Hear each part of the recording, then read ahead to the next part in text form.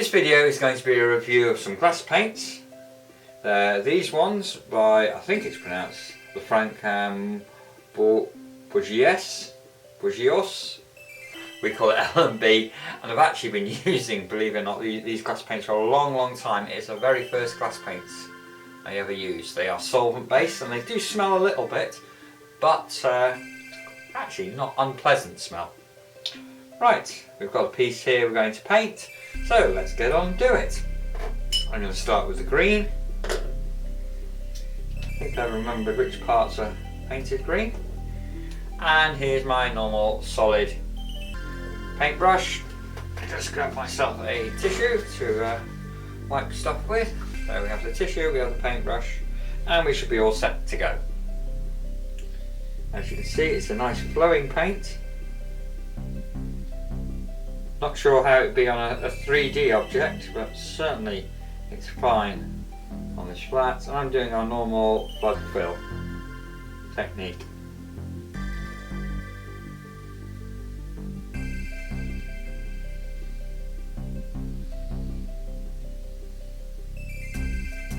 Now, I'm not going to be able to do this object completely in these paints because I haven't got the right colours. But I will do these paints first, the colours I wish to use, and show you what it looks like then.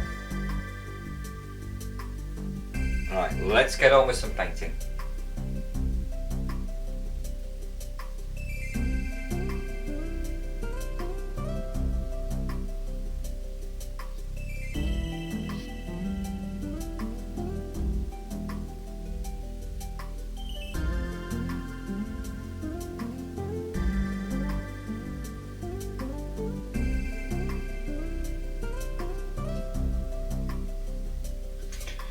And now for a second piece.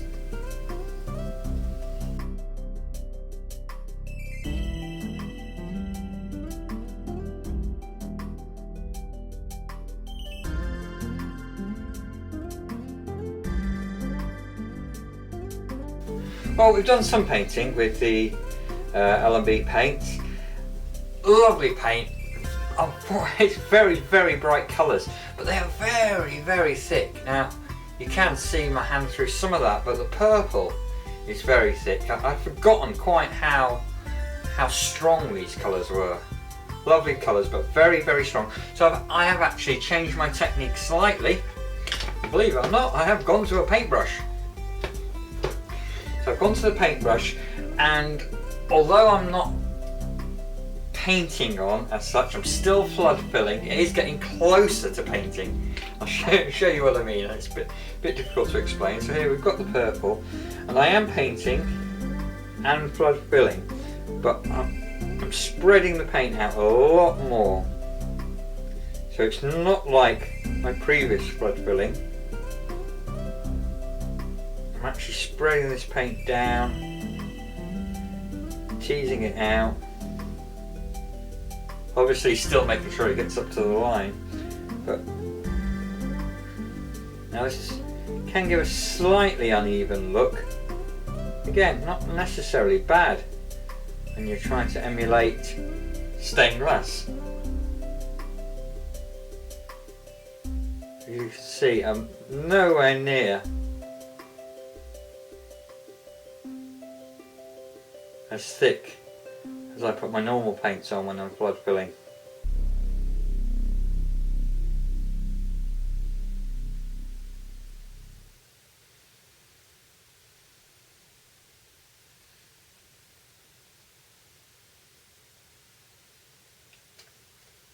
Get that air bubble out there.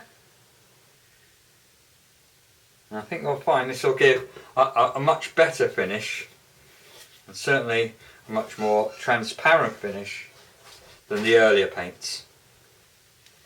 We'll do this side and then we'll leave it to dry before I finish it.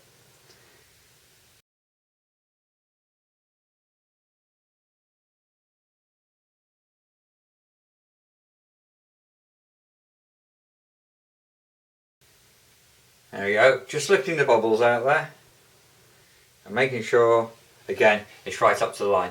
Right, we'll let that dry and see what that's like when it's finished. Okay, well that's dried now, and as you can see from this piece, ignore the wings, they were done with something else, but it has given a very much lighter finish, that brush on technique, rather than the flood fill technique I was using. This technique is somewhere in between. It's not completely brush, it's not completely flood fill. You're going to have to gauge it for yourself, but it's somewhere in between. So that is now much lighter, much more transparent, uses less paint obviously. In summary, really good paint, very strong. You need to use a lot less of it, which is a good thing, it'll go further. You need to use a lot less of it than other paints. And I think it's going to be good on 3D work as well, but we'll test that in another video. Anyway, these paints are highly recommended. Do notice that they come in quite large jars. That's a 50 milliliter jar. So when you're comparing prices with other glass paints, remember some come in like 20, 25 milliliters. This is a 50. Sorry, this is sounding like an advert on a shopping channel or something. But I do like these paints. Nice colours. And it was actually pretty good value for money. Alright, enjoy your glass painting and we'll speak to you soon. Right, I thought I'd add this little PS to the L&B paint review.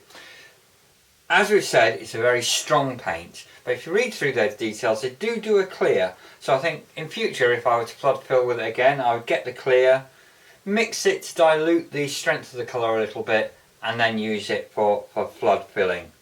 And I think that way, A, it'll go further, and B, the colours won't be quite so dark.